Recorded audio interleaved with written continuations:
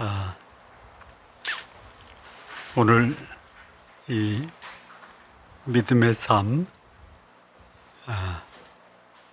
다섯 번째 나오는 믿음의 주인공은 사라입니다.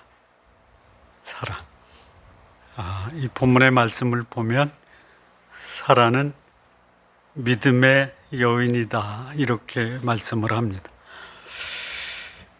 사라가 믿음의 여인이라는 말씀에 동의를 하십니까? 아니면 그가 아브라함의 아내였기 때문에 남편을 봐서 그도 믿음의 사람이다 라고 인정을 해주는 겁니까? 어떻습니까? 네? 아브라함과 관계없이 사라도 믿음의 사람이다. 근데 사라가 믿음의 사람이다라고 인정받을 수 있었던 그 시기는 언제입니까?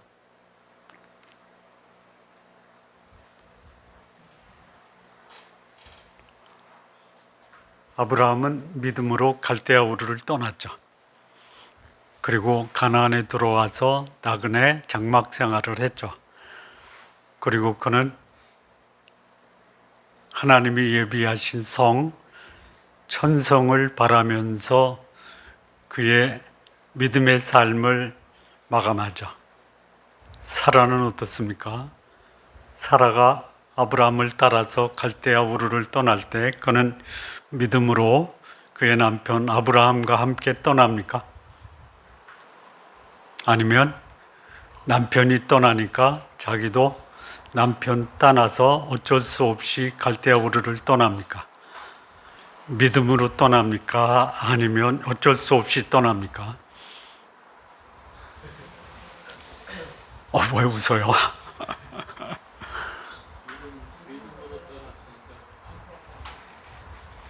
남편이 가니까 어쩔 수 없이 수동적으로 남편을 따라서 동행하죠. 아브라함이 떠나기 어려웠을까요? 사라가 떠나기 어려웠을까요? 사라죠. 아브라함은 하나님께 직접 말씀을 들었죠. 사라는 듣습니까? 안 들어요. 갈대아 우르는요, 지난주에 말씀드린 것처럼 메소포타미아 문명의 중심지에 잘 개발된 도시에 모든 문화적, 문명적 이 혜택을 다 누리던 도시입니다. 그리고 그의 시아버지는 갈대아 우르의 유명한 소위 그 갈대아 우르를 장악하고 있는 우상 숭배의 우상을 제조해서 판매했던 사람. 부족한 게 없어요. 근데 오늘날 남편이 떠난다고 그래요. 시아버지도 떠난다고 그래요. 그러니 사라가 떠나는 것은 결코 쉬운 일이 아닙니다.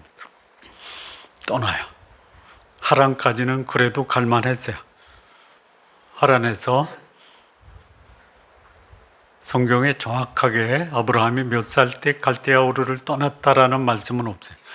추정을 해보면 아브라함이 갈대아 우르를 떠날 때 그의 나이가 60 정도였을 것이다 라고 추정을 합니다. 하란을 떠날 때 아브라함의 나이는 75세입니다. 사라의 나이는 50, 그때에 갈대아 우르를 떠나고 그리고 하란을 떠날 때 사라의 나이는 65세입니다. 근데 거기서 시아버지 데라가 사망을 합니다. 사망을 하자 아브라함은 자기 아내 사라와 자기 조카 롯을 데리고 거기서 가나안 땅에 들어갑니다. 제일 먼저 도착한 아브라함의 가나안의 땅은 어디죠? 하도 오래돼서 기억이 안 나죠.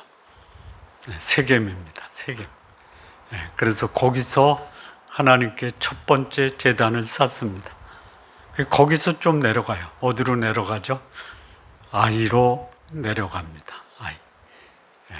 그리고 거기서 점점 남방으로 갑니다. 왜요? 기근 때문에.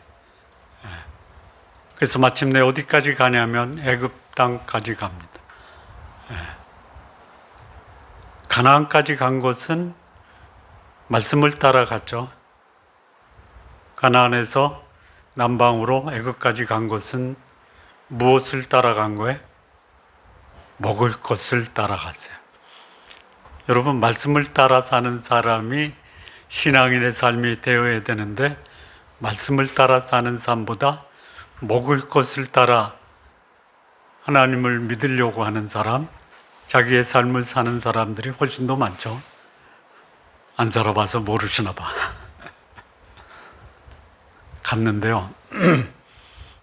거기서 남편의 믿음의 모습이 아니라 아주 파렴치한 목숨을 구걸하는 남편의 모습을 보고 실망하죠.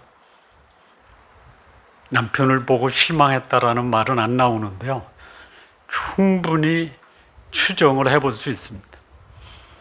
근데 거기서 이 사라가 놀라운 경험을 합니다. 무슨 놀라운 경험을 해요? 하나님이 자기를 구원하셨다라는 놀라운 하나님 구원의 경험을 합니다.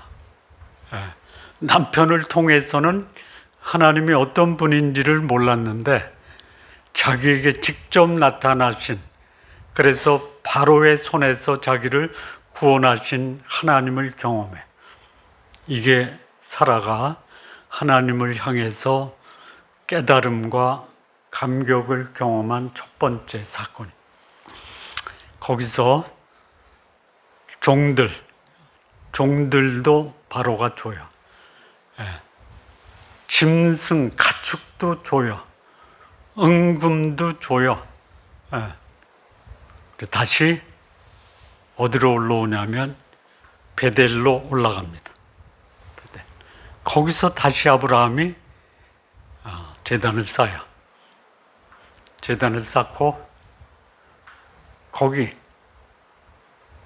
가축을 먹이는데 애굽에서 가지고 온 가축, 아브라함과 롯이 같은 지역에서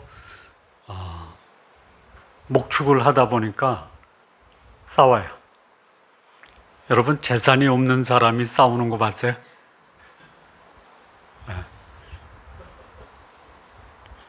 재산이 없으면 가족 간, 형제 간의 우애가 깊죠. 콩 하나도 나눠 먹죠. 재산이 많으면 어때요? 지키려고 싸우고 뺏으려고 싸우고 그런 일이 아브라함의 가정에서 벌어집니다. 근데 이때의 아브라함의 모습이 달라져요. 여기서는 아브라함이 롯에게 다 양보해. 아마 이 모습이 사라에게는 다소 충격적이었을 것이다 라는 생각이 들어요. 우리 남편이 양보하네? 자기 목숨을 구하기 위해서 나를 팔아먹은 놈이 이제는 조카를 위해서 양보를 하네. 아브라함이 변해갑니다. 그런데 세월이 가요. 아브라함이 86세, 사라가 71세. 사라의 마음에는 갈대아 우르를 떠날 때부터 지금까지 71세가 될 때까지 마음속에 큰 부담이 뭐예요? 자녀예요, 자녀. 그 당시 문화가 여인의 가장 중요한 임무, 뭐예요? 후손이에요, 후손. 없어요. 근데 하나님이 뭐라고 말씀하셨냐면, 내 자녀가 하늘의 별, 모래, 바다의 모래처럼 많을 것이다. 근데 없어요.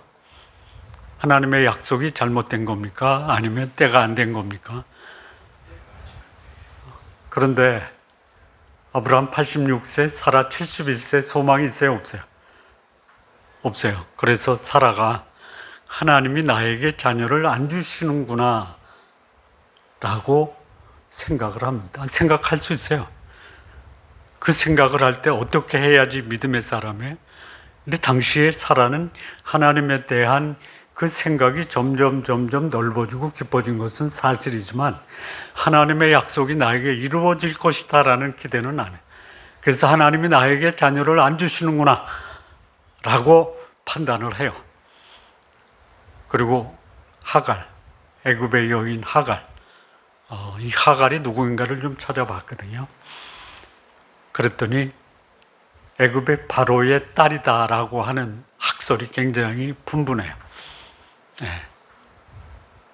아브라함의 아내 사례를 취하려다가 하나님이 막으시니까 참 존귀한 자로구나. 그래서 자기 딸을 사라의 몸종으로 줬다. 요게 히브리 가장 오래된 그 문헌인 마드리시에 나오는 내용입니다. 성경에는 안 나와요. 그래서 이 귀양의 자녀를 낳으면 바로의 딸을 통해서 자녀를 낳는 게 그래도 낫지 않겠느냐. 여러분, 이스마엘이 12 아들을 낳죠. 그리고 지금 중동의 핵심이 되는 아람 민족이죠. 왜 그러겠어요? 이 하갈이 바로의 딸이었기 때문에 그게 가능한 게 아니냐.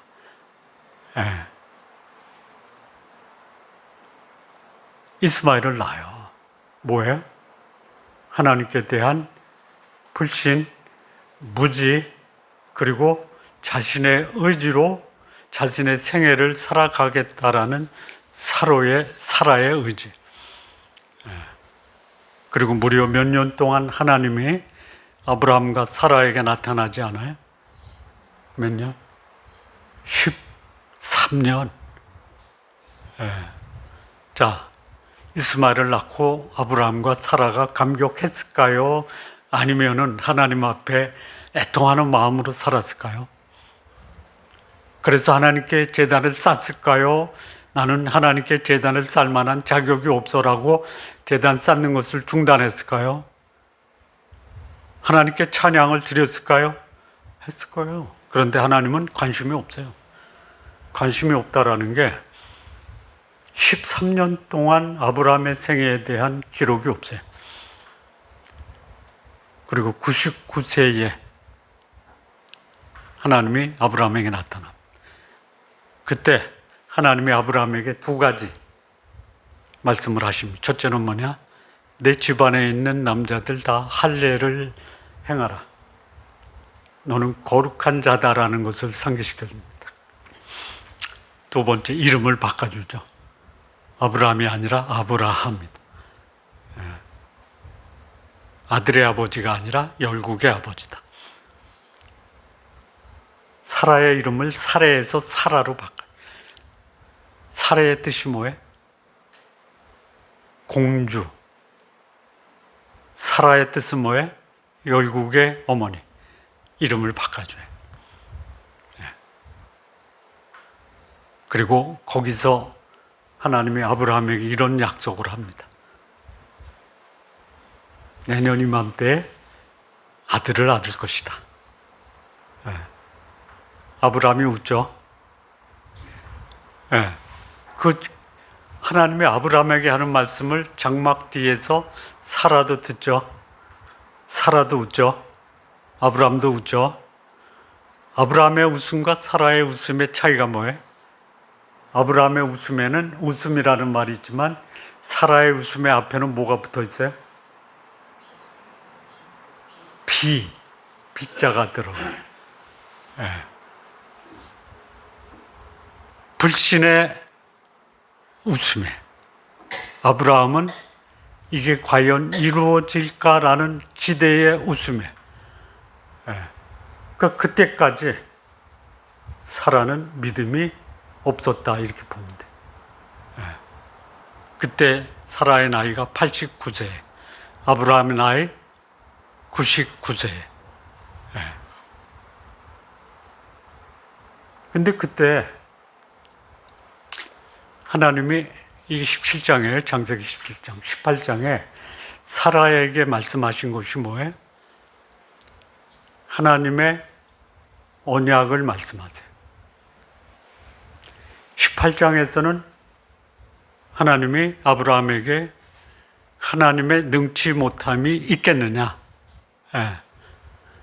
그러니까 사라가 믿음을 갖게 된 결정적인 계기는 뭐예요? 하나님의 언약을 상기시켜 준 거예요. 한번 볼까요? 몇 절에 나오나? 예. 창세기 17장 19절입니다. 17장 19절. 내가 그와 내 언약을 세우리니. 그리고 창세기 18장 14절에서는 하나님은 능치 못함이 없다라는 거. 하나님이 아브라함에게 보여준 하나님의 전능하심, 사라에게 말씀하신 하나님의 신실하심이 사라가 그 회의를 극복할 수 있는 비결이에요. 우리가 읽은 히브리서 11장 11절도 뭐라고 그래요? 히브리서 11장 11절에 뭐라고 그랬죠?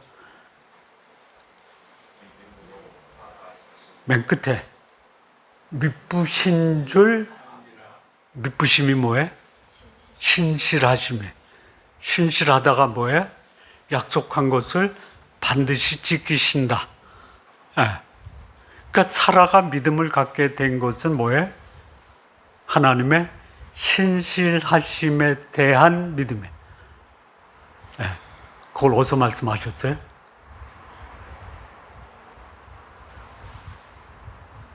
헤브론 마물의 상수리 나무 아래에서 하나님과 아브라함이 대화하는 그 대화를 들었을 때 하나님이 사라에게 비웃었던 사라에게 말씀하신 것이 하나님의 언약을 이루신다라는 거예요. 여기 내 안에 사라가 내게 아들을 낳으리니 너는 그 이름을 이삭이라 하라. 내가 그와 내 언약을 세우리니 그의 후손이 영원한 언약. 내가 그와 내 언약. 그가 누구예요? 사라의 사라. 아브라함에게 말했지만 하나님은 사라와 언약을 맺겠다. 하나님이 맺은 언약은 반드시 이루어진다라는 하나님 약속에 대한 신실함을 사라와 맺은 거예요. 그리고 1년이 지나갑니다. 1년이 지나가요. 그리고 사라는 이삭을 낳습니다. 비웃었던 사라가 이제는 통쾌한 웃음을 웃은 거예요. 이게 사라의 생애입니다. 근데 미리 조금 앞에 거를 좀 얘기하면요. 그 후에 22장인데요. 창세기 22장. 22장 볼 수 있나요? 22장.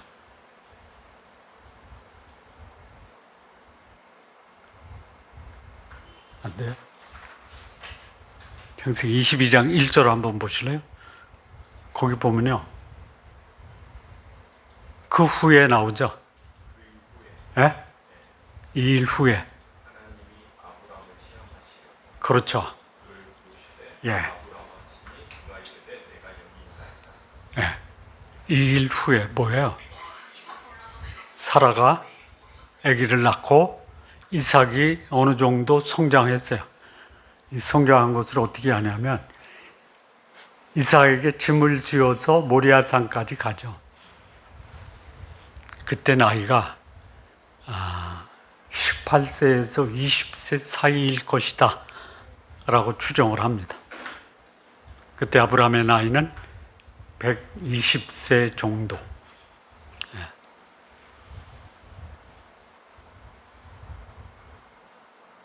120세인가요? 네. 모리아산에서 이삭을 바칩니다. 이삭을 결박하고 제단에 눕히고 칼을 들어서 이삭을 제물로 바치려는 순간에 하나님이 막으시고 양을 갖다가 하나님이 제물로 쓰라고 준비하시죠. 여호와 이레. 떠날 때 아브라함이 사라하고 상의를 합니까? 아니면 하나님께 직접 들은 말씀 사라하고 상의 안 하죠. 네. 갈대아 우르를 떠날 때도 사라하고 상의 안 하죠. 이삭을 바칠 때도 상의 안 하죠. 갈대아 우르에서 사라하고 상의 안 한 것은 사라가 믿음이 없기 때문에 상의해봤자 별 의미가 없겠다라고 해서 안 했는지 몰라도 이삭을 바칠 때는 상의를 해야죠. 왜 안 했을까요? 반대. 당연히 반대하겠죠. 누구 생각이에요?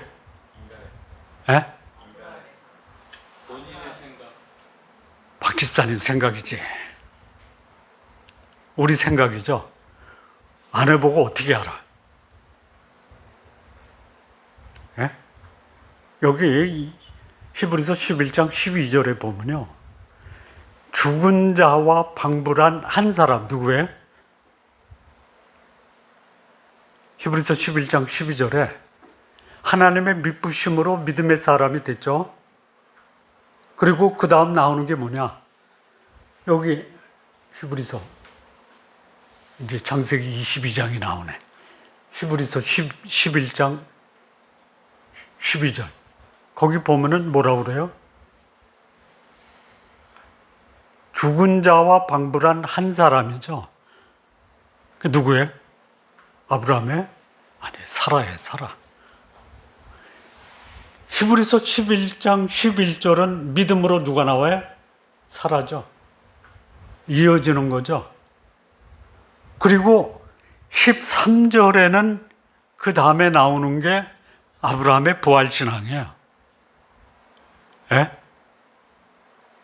그 죽은 자와 방불, 아브라함도 사실 죽은 자와 방불한 사람이에요. 그래서 제가 이제 찾아봤더니 그러더라고요. 처음에 찾을 때는 아브라함이라고 그래요. 그래서 11절과 연결하면 이 죽은 자와 방불한 한 사람, 사라로 이해할 수 있는데 아브라함입니까? 사라입니까? 그랬더니 예리한 통찰입니다. 네. 그래서 사라라고 봐도 됩니다. 네. 그러면서 그 근거를 히브리어 원어에 요 죽은 자와 방불한 한 사람을 여성 명사로 썼다 이거예요. 그럼 누구예요? 누구예요? 사라다 이거예요. 사라. 사라가 이 믿음이 있었다 이거예요. 그 상의했어야지. 상의 못한 이유가 반대할 거다. 그럴 수 있어요. 두 번째는 갔다가 바로 올 텐데 갈 길이 바빠서. 세 번째, 아내에게 걱정 끼치 않으려고. 다 일리가 있어요. 다 일리가 있어요. 근데 제일 가능성 있는 추정은 사라가 반대했을 것이다라는 그 의견이 제일 많습니다.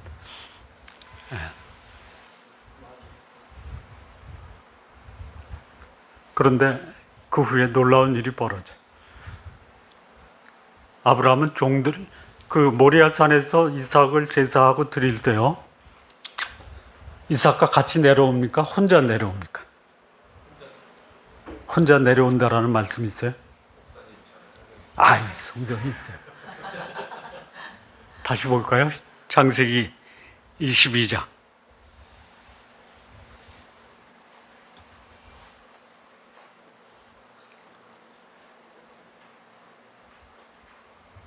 한참 후에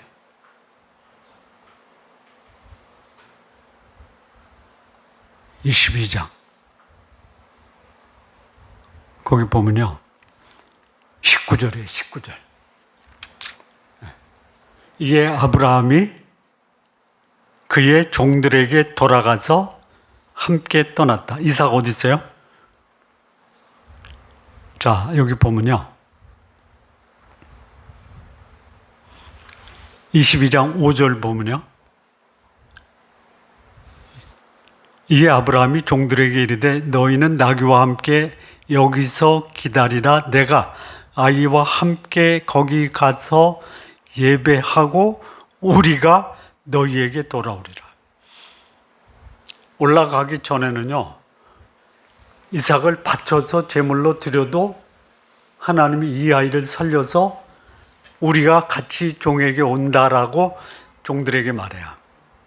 그런데요, 19절에 보니까 이에 아브라함이 그의 종들에게 돌아가서 함께 떠나. 여기 돌아가서라는 단어가 남성 단수형 동사예요. 이삭 안 온 거예요. 어디로 가요? 아브라함은 브엘세바, 이삭은 부엘라 헤로이. 그리고요, 23장, 창세기 23장 한번 1절 한번 보실래요?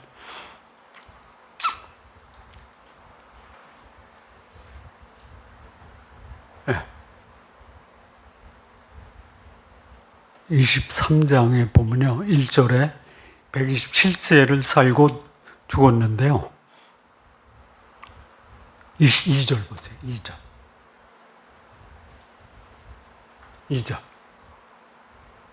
2절 없어요? 여기 사라가 가나안 땅 헤브론, 곧 기럇 아르바에서 죽어요.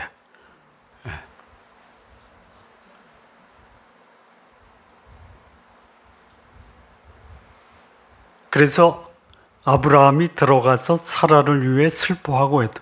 요 들어갔다라는 말이요, 밖에서 안으로 들어갔다라는 말이 아닙니다. A라는 지역에서 B라는 지역으로 간 단어가 이 들어가세요.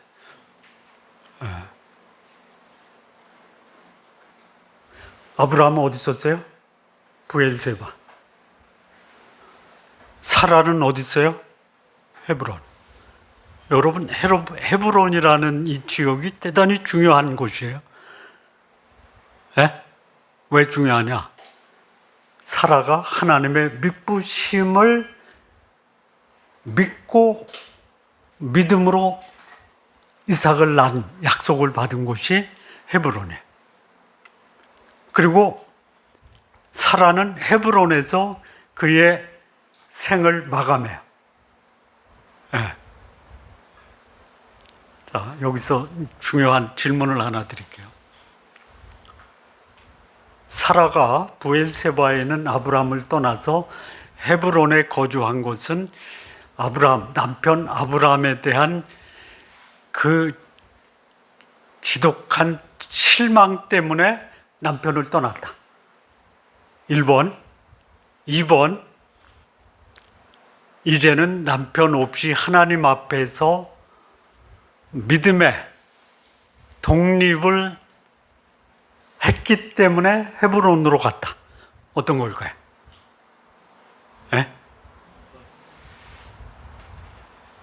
둘 다. 남편에 대한 실망 때문에 이제 하나님 앞에서 살아야 되겠다라는 거예요. 지금까지 남편 따랐어요. 미우나 고우나 실망시키고 파렴치하고 절망시켰던 남편. 이삭을 바칠 때도 아브라함은 사라를 그야말로 절망 가운데 빠뜨려. 이러니 내가 이제 남편 밑에서 소위 추종자로서의 삶이 아니라 이제는 하나님 앞에서 단독자로 살아야 되겠다. 우리 신앙은요, 하나님 앞에서 단독자로 사는 거예요. 누가 얘기했죠? 기억나세요? 키르케고르가 말했습니다. 하나님 앞에서 누구든지 단독자로 살아야 된다. 내가 믿을 대상은 남편이 아니다. 아들도 아니다. 내가 살아야 될 내 믿음의 대상은 하나님이다라고 해서 사라의 마지막 모습은 하나님 앞에서 독립된 믿음의 여인으로 살았다라는, 요게 사라의 생애입니다. 믿음을 갖게 된 근거는 뭐예요? 장막 뒤에서 들은 거예요. 하나님의 신실하신 약속, 내년 이맘때에 아들을 주리라라고 하는 그 하나님의 약속이 사라의 마음에 믿음으로 다가온 거예요. 그런데 그 믿음이 얼마나 많이 걸렸어요? 아브라함은 갈대아 우르 60세에서 99세, 거의 40년. 사라도 40년이죠. 40년 걸려서 40년인가요? 50세에서 30년, 40년, 39년. 사라 50세, 그리고 사라 89세. 50에서 89니까 39년이죠. 40년. 오래 걸릴 수 있어요.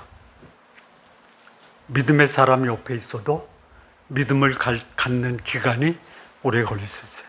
물론 그 과정에서 하나님이 역사하시는 것을 경험해요.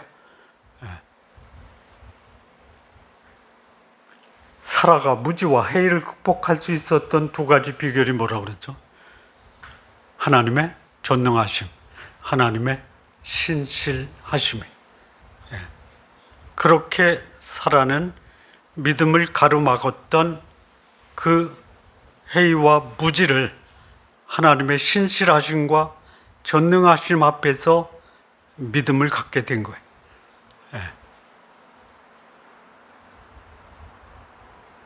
자, 그러면요, 믿음을 가지면 그게 어디까지 가야 돼요? 확신까지 가야 돼요. 확신. 회의가 믿음에서 확신까지 가는데, 요 히브리서 11장 11절에 그 믿음으로 하다가 히브리서 11장 11절에 미쁘신 줄 안다. 여러분, 알고 믿어요? 믿으면 알아요? 순서가 어때요? 믿으면 알아요? 그래야죠. 아니, 보여줘, 믿을게. 아니에요. 믿으면 볼 수 있죠. 우리 신앙의 순서는요, 믿으면 봐요. 믿으면 알게 되는 거예요. 성경에 믿으면 알게 된 사람들이 많죠. 여기 대표적인 사람이 누구예요? 사라예요. 또 대표적인 사람이 누구예요? 기생 라합이에요. 하나님께서 이 땅을 너희에게 주신지를 내가 안다.